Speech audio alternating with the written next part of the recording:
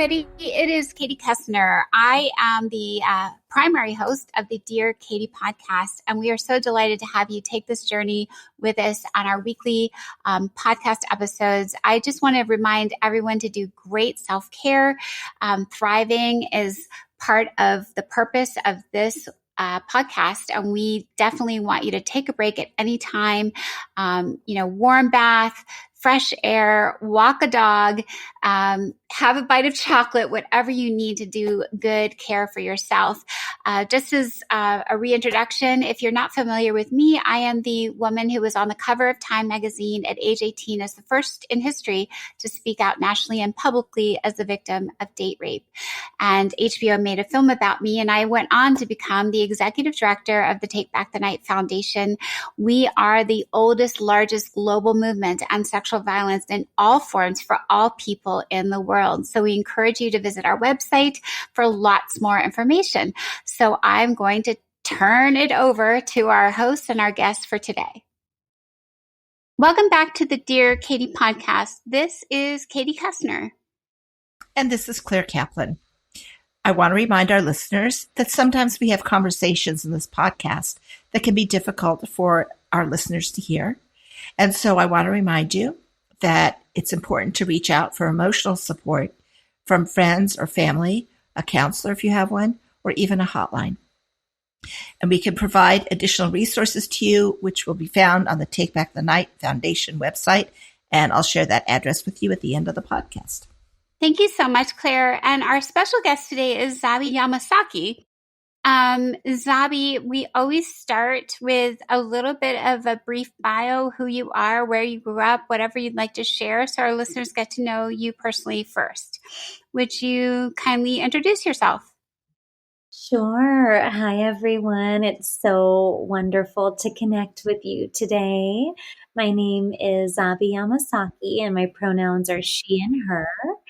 I am the founder of an organization called Transcending Sexual Trauma Through Yoga, which is an organization that empowers survivors of sexual assault to heal through the practice of trauma-informed yoga.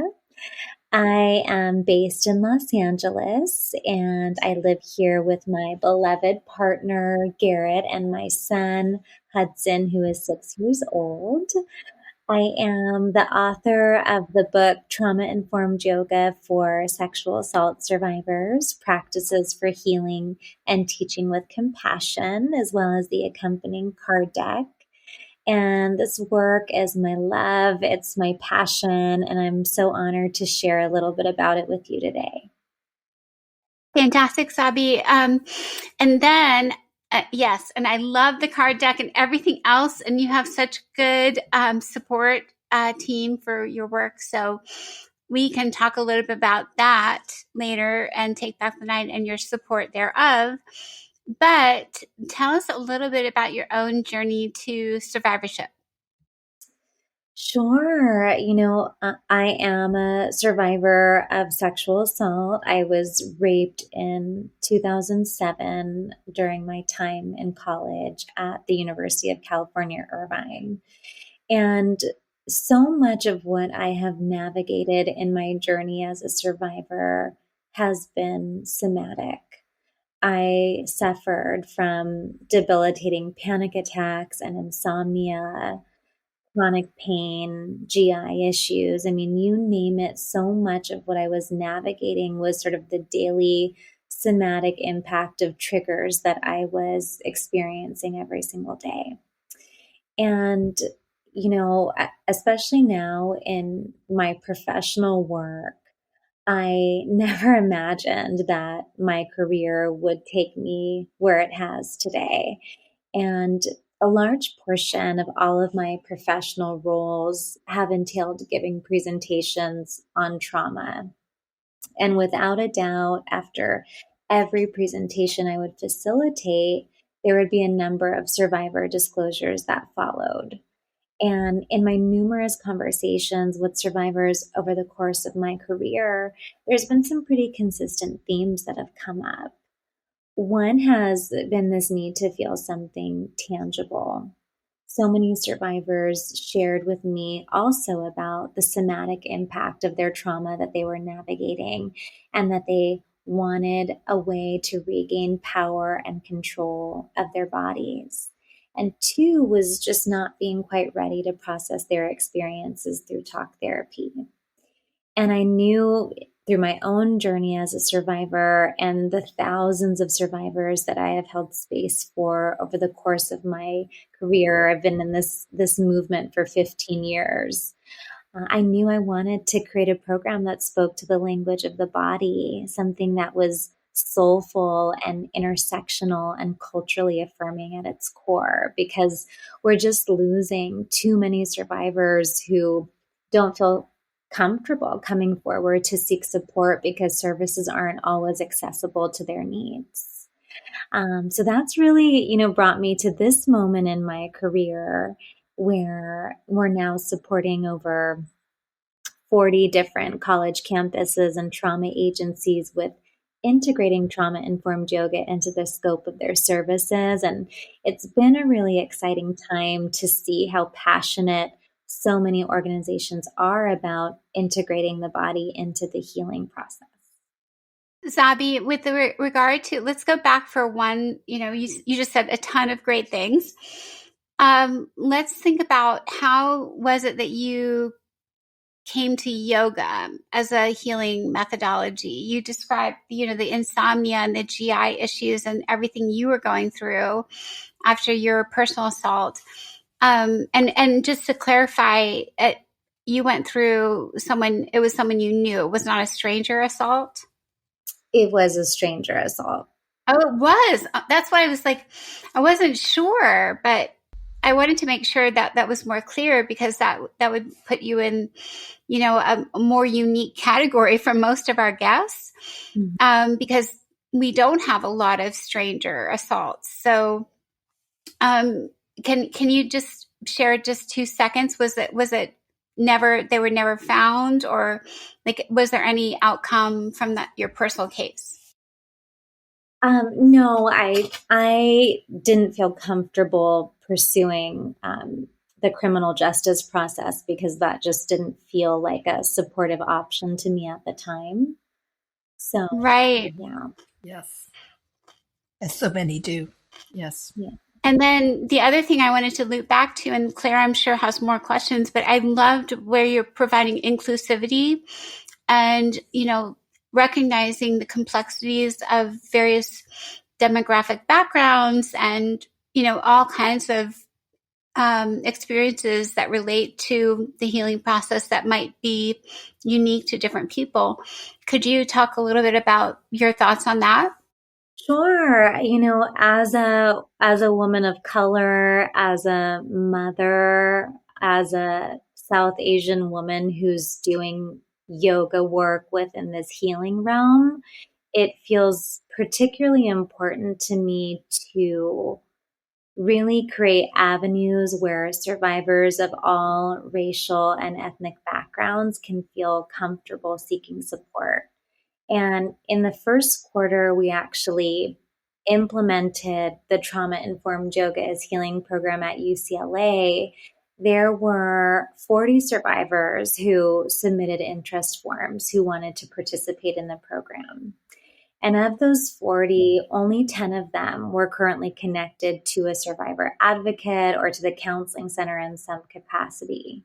So the other 30, this was their first entry point in getting any type of support related to their trauma. We were also seeing a very diverse range of survivors who were coming forward, starting with the trauma-informed yoga as healing program, and then many of them felt empowered to seek additional resources after participating. And I think there's something really powerful about starting with that safety and stability within the nervous system. I think if I had had a program like this when I was going through my experience as a survivor during college that gave me the tools somatically to address everything that I was holding in my body before feeling ready to report to the police what had happened to me, or even open up a Title IX investigation on my campus. I I think I would have been more prepared to seek out those resources. But I just don't think we talk enough about, we can't keep doing things the way that we've always done them. We're really limited in terms of the resources that we're providing to sexual assault survivors. They deserve so much more in their healing journey, and they deserve modalities that meet them, amidst the many nonlinear aspects of the healing process. And Zabi, my next question is important because those survivors listening to the podcast who've not really fully embraced yoga may not even know what it looks like or sounds like or what it feels like. And having at Take Back the Night put together Shine Your Light yoga sessions like all over the country. Can you share a little bit with our listeners what all those things look like, feel like for survivors to experience, so there's less of any barrier from not knowing? Absolutely. I love this question, and I really appreciate you asking it, because I think there's something so powerful about survivors coming into a space where they don't have to share any details of the trauma that they've experienced if that's not comfortable for them, that they can be held in a space where they are seen, where others understand what they're going through.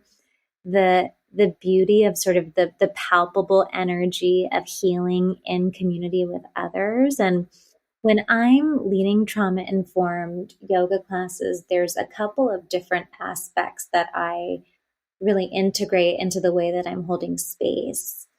One is definitely understanding the impact of trauma on the nervous system and really taking the larger frameworks of trauma-informed care and applying that to the way that I hold space. So trauma-informed care is factoring in things like safety, trust, choice, control, empowerment, and cultural competence. And the way that kind of translates within a yoga space is using really supportive and invitational language, really reminding survivors that the choices that they make with their body in any of the shapes that I'm cueing are always supported and celebrated.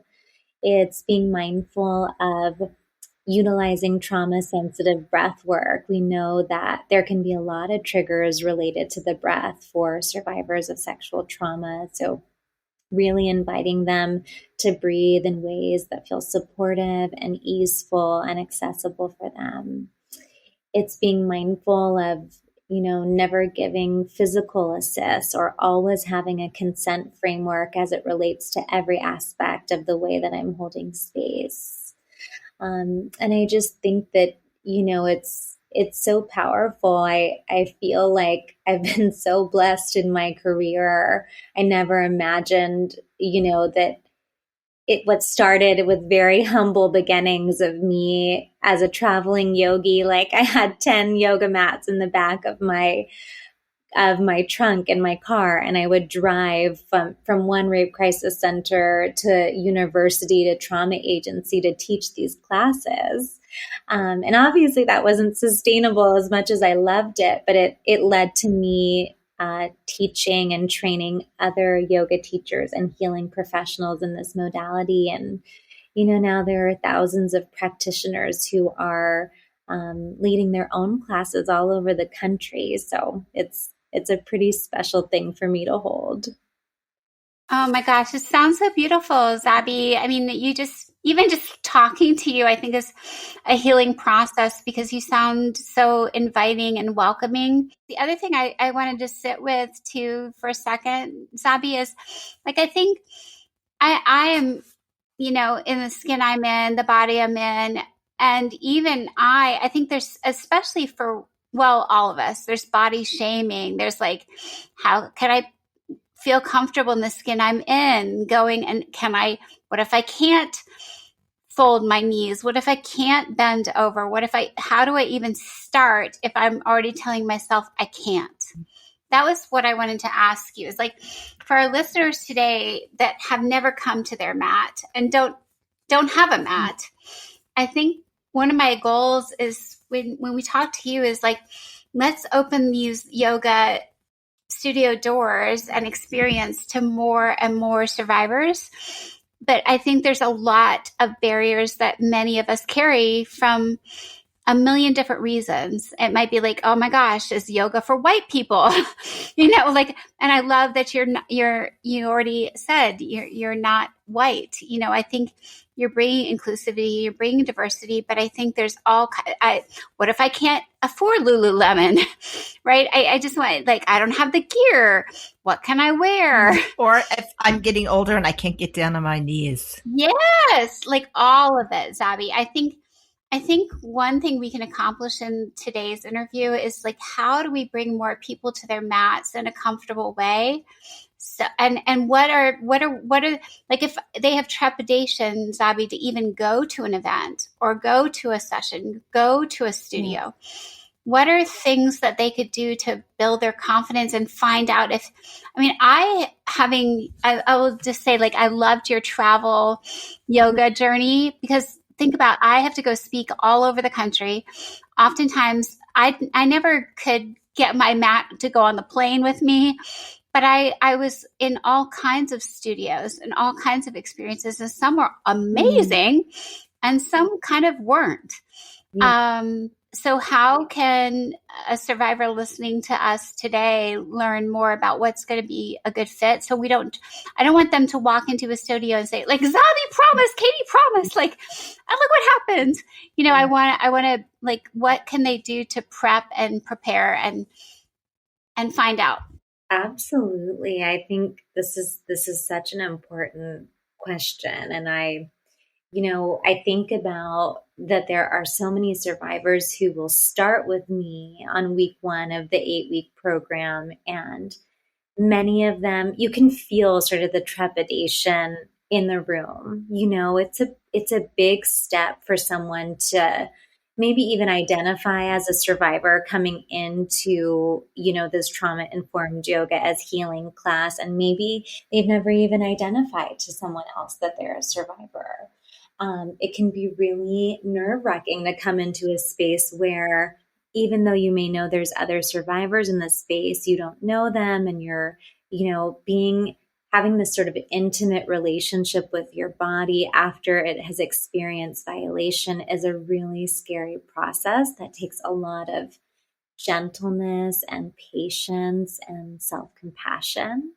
And I think in many ways, that is really what I try to cultivate with people first. Is oftentimes I will, with the language that I'm sharing, that it's very invitational, I'll look around the room and everybody's doing something completely different, and some people might be taking a nap, other people are moving through sun salutations. And that's one of the most powerful moments that I can experience, both as a survivor and as a healing practitioner, when people feel safe enough in their bodies to really honor their choices. And it takes time. I'm not going to say that it's something that's going to happen overnight. I think even just arriving, showing up into this space is the hardest part, and that will always be enough. So oftentimes I'll invite someone, I'll say, take a few moments to acknowledge the fact that you made it to your mat today. So often that's the hardest part. If you wanted to find one shape and stay there for the entire time, that would be amazing and supported. This is your body and always your practice.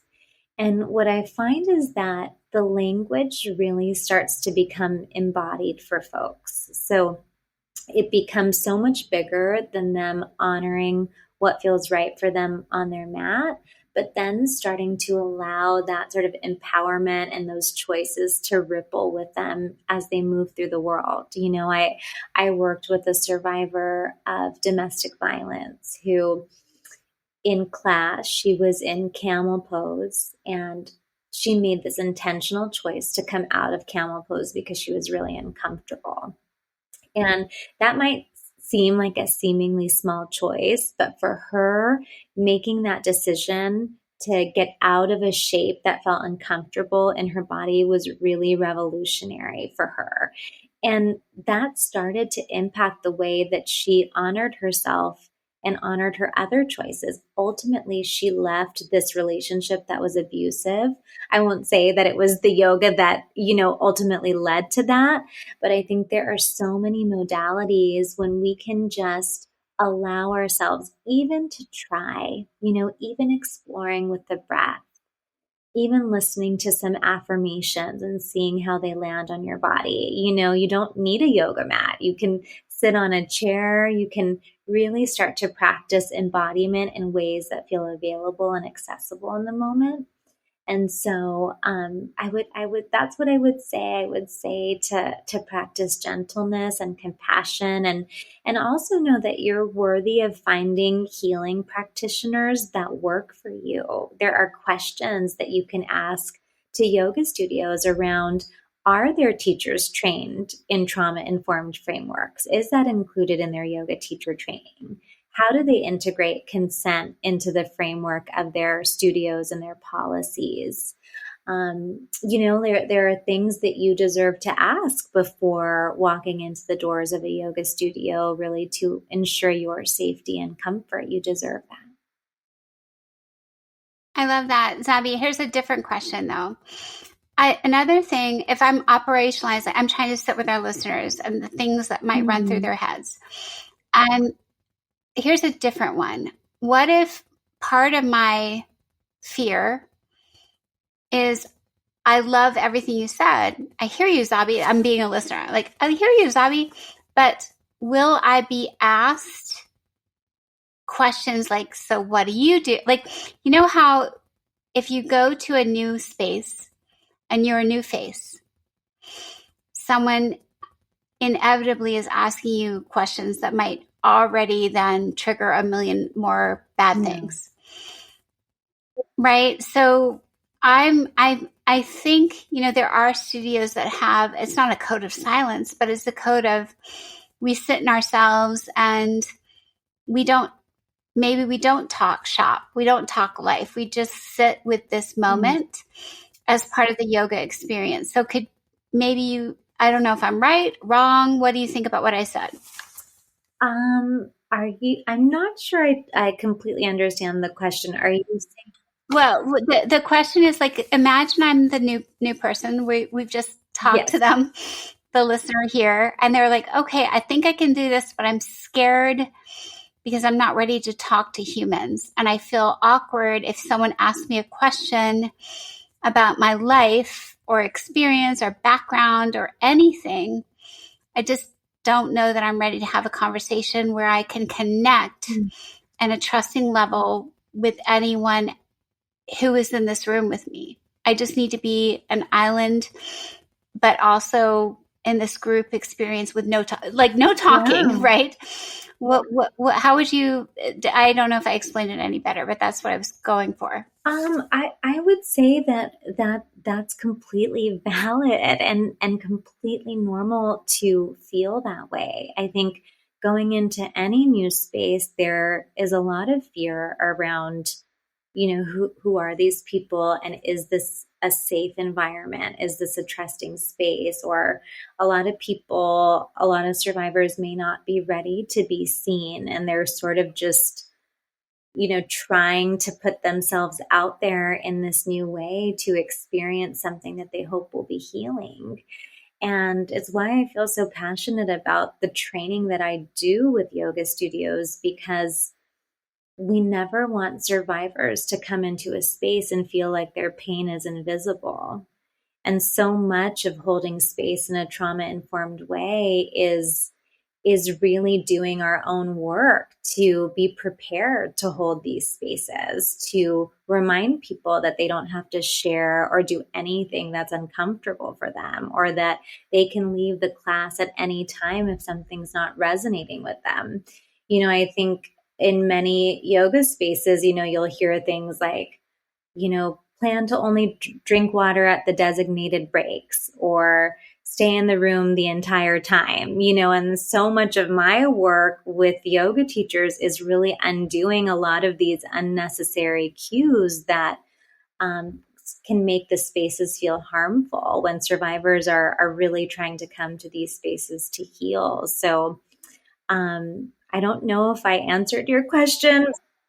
Yeah, no, you totally did. I mean, that was you absolutely did. okay. It's great. Yeah, you totally did. I'm just trying to I think what you're doing is so beautiful and brilliant. And I think I don't want to overpromise and underdeliver to our listeners. Yes. That's there's only one Zabi. There's only I'm just saying, I'm being honest. There's not every space. Having done my own, accidental traveler type work. And finding yoga studios where I thought I could breathe.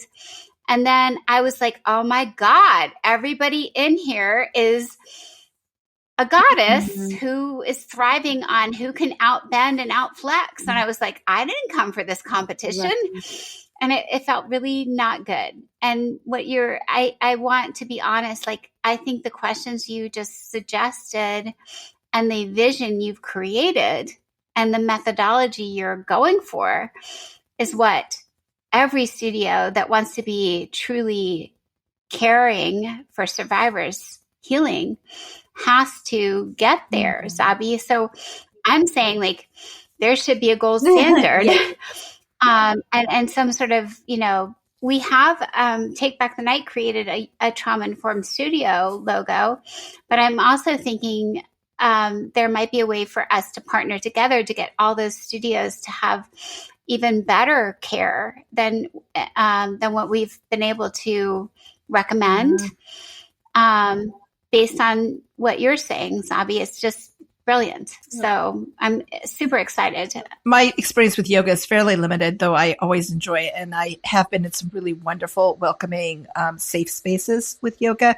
But I know that's not been true for many people. And I also know how much it can benefit people who've experienced trauma. And so I wish that there was a way of, if there's and that's something, we could do at Take Back the Night Foundation, but to have a place where people could find those studios, and just be able to look. I live in Omaha. Is there a yoga studio, near me that has this kind of training? Because it can be hard for people also it takes a certain kind of fortitude to advocate for yourself, and it's always a good thing to learn, but to call studios and say, so have you done this training? Are you experienced in this? And they might say they are, but they may not really be. Yeah. I totally agree, Claire. I think you bring up such an important point, Claire, and I did want to share about a resource for the survivors who are listening today. The Breathe Network is an incredible organization that offers holistic healing support for survivors of sexual assault, and all of their practitioners offer their services from a trauma-informed lens and on a sliding scale. And you can search by your geographic location or by the modality. So they have trauma-informed yoga, massage, acupuncture. I mean, really, art therapy, a breadth of holistic healing modalities specifically for sexual assault survivors. So it's just a great resource for you to look into if you're really passionate about working with a trauma-informed practitioner. Because you deserve that. And I know how scary it can be to venture into these studio spaces. And I have a lot of classes, audio classes online, if it's something that you want to just kind of experience for yourself in the comfort of your own home, sort of seeing how it lands for you in your body within your own sort of safe container that you create. There's just lots of options available. Let's talk about that, Zabi. Tonight, I'm all about if you've not noticed, I'm let's make sure everybody feels good about how do I do this? So they tune into you. Is it free? And what equipment do they need? And where should they be? A screen? Let's talk shop. What happens? Where do they find this? How do they go there? What do they need to wear? How long is it? The whole thing. Well, so I teach an 8-week trauma-informed yoga as healing series online that is self-paced. So It's offered on a sliding scale. We have never turned folks away for lack of financial resources. So there are a number of themes that we cover within this 8-week series, themes around safety, trust, boundaries, assertiveness, self-compassion. Each class is about 60 minutes. We spend sort of 15 minutes going over, the theme for the week, and I'll kind of share different affirmations and different ways that we can sort of set the intention for this space. And then the remainder of the time is spent on the trauma-informed yoga as healing practice. It's sort of a mix between a restorative class and a vinyasa class. It's really taught within a sort of slow, gentle pace. And you can, do the class in your living room, from your bed, on the couch, on a chair, that you'll notice that the language that I use when I'm teaching the classes really creates a space for you to meet yourself wherever you might be in that moment. And maybe in that moment, it's just laying and resting and letting the words sort of land for you on your body. So you can find out more about this series on my website, which is zahabiyahyamasaki.com. And I also have a number of free classes on my Instagram page. If you click on the link on my Instagram, you can also find a number of free audio classes, and just resources on my Instagram as well that are really supportive and survivor centered. Perfect. Excellent. Claire, what else should we talk to Zabi about? Oh, golly. I think that Zabi, you explained things so clearly and beautifully, and I don't know that I actually have any other questions, because I think it all is right there. And thank you for the work you're doing, because this is really important. Oh, well, thank you all so much. Did Norton end up sending you all the copies of the book and the deck? Did you get them? Yep, we're going to put them all in notes for our listeners listening. All of Zabi's awesome resources will go in the notes for the episode. I kind of have one final question, sure. Zabi. It was like you mentioned, you have a son and you have a husband or partner. You said partner. I don't know if you use a he, him pronoun. Husband. But I was thinking also maybe for our listeners to give them encouragement and hope. Like a lot of us want to know, like you gave us a format and a pathway and an option, a modality that might get us there. But I think a lot of people are like at the end of that path, what can I hope for? What can I look forward to? And some people need to know there'll be love. Some people need to know there'll be, I'm going to set aside an eating disorder or an addiction. Some people need to know, I think you're a clear example of you thrived and survived, and you found some glorious life. I'm sure it's not glorious every second, but I thought maybe what are your closing thoughts on like hope and healing and beyond thrivership, survivorship, beyond our assault? What else is making you happy? This is such a sweet and sacred question. And I think about the years of, I have survived multiple experiences of trauma in my life. And the one thing that I think yoga helped me with is that it helped me uncover my light when it got really dim because of the different types of trauma that I've experienced in my life. And, that light was always there, just waiting to be tended to and nurtured. And, I think so much of my healing also came in being in community with other survivors, to see that collective strength and tenderness and resilience, and knowing that it didn't need to look a particular way, that everybody was invited in. There's something incredibly palpable about just belongingness and feeling seen. And I think I found such purpose in the work that I was doing that it healed me, and I'll never say I'm fully healed because, my partner will attest to this. I think being married to a survivor, I know has not been easy for him. We have certainly had our fair share of ups and downs, and he has held space for me in all the ways that my trauma is triggered in life, by the news, in toxic work environments. I mean, there's always something. Life keeps lifing. So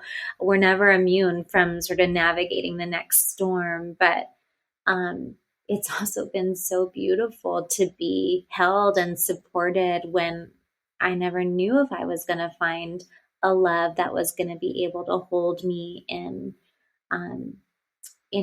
sort of those tumultuous waters that I navigated. And now my son, who is also my miracle baby, is my rainbow baby. We had a really tragic loss before we had him. When I was 6 months pregnant, I lost a baby. And,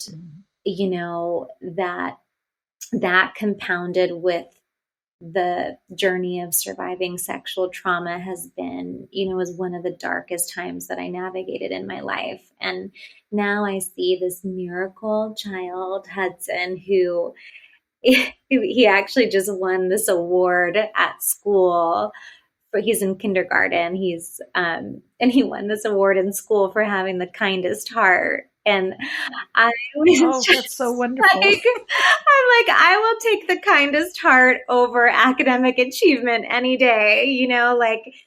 I just had this moment that this just happened this past week. And, my husband and I, and, my parents and my in-laws, we were all there, and we're just watching him run up and get his little award for having the kindest heart. And, you have these moments in life that they just take your breath away, like you can't believe all that you've survived.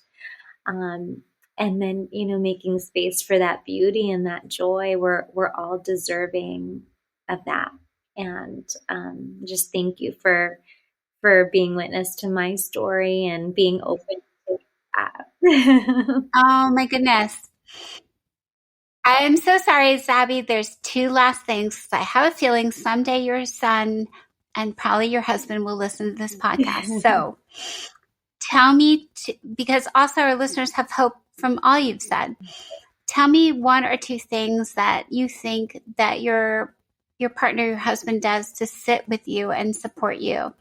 As you well put, it's not easy to be married to a survivor or partnered with a survivor, but tell our listeners like two things that you think your partner or a partner can or should or could do that you absolutely find, like it could be a small little word choice. Yeah. Like it could be a whole sentence. It could be a touch. It could be a thoughtfulness. Like what do you think for you that has really helped?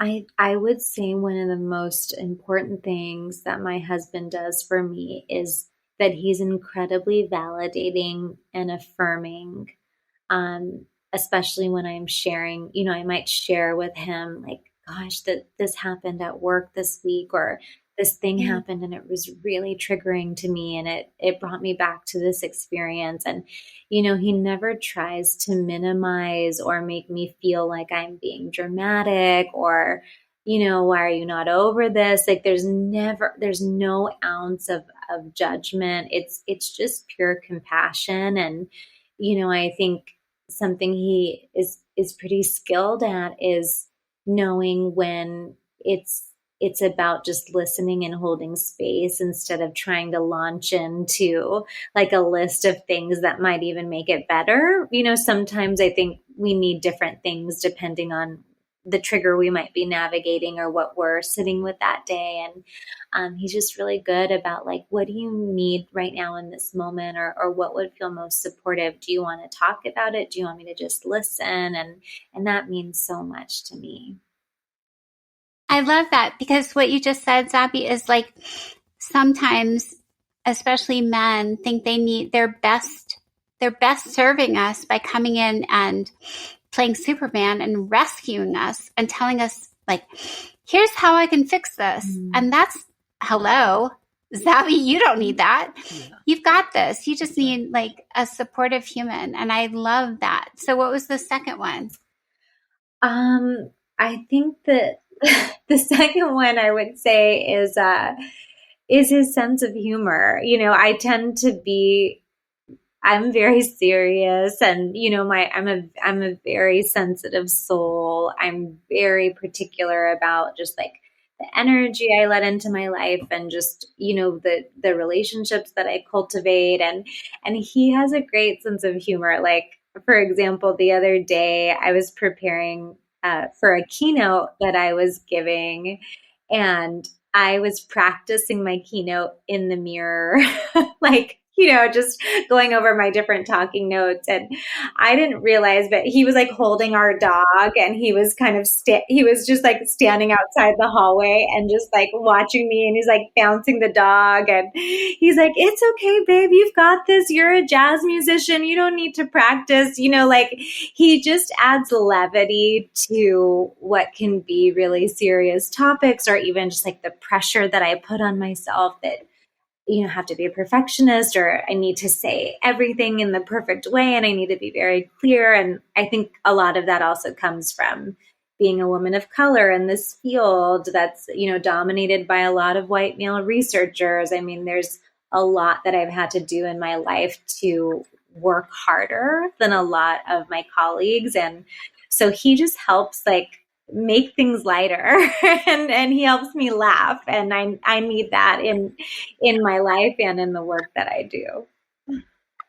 I love it, Zabi. My goodness, It's fabulous. What a great interview! Thank you, Zabi.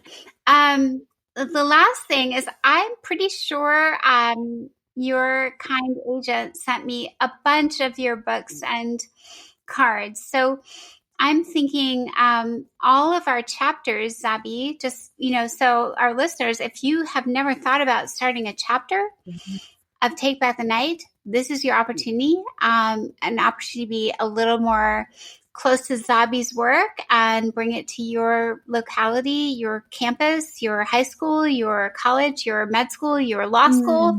We're starting chapters everywhere. And Zabi's brilliant, awesome work has been sprinkled like fairy dust to take back the night. I just, you know, it's a glorious moment, and this whole interview has been fabulous. But for those of you listening, like, if you want to start to bring the goodness of Take Back the Night and the greatness of Zabi to wherever you are, please also go back to Take Back the Night's website and find resources and how to start a chapter and how to acquire some of these resources from Zabi too.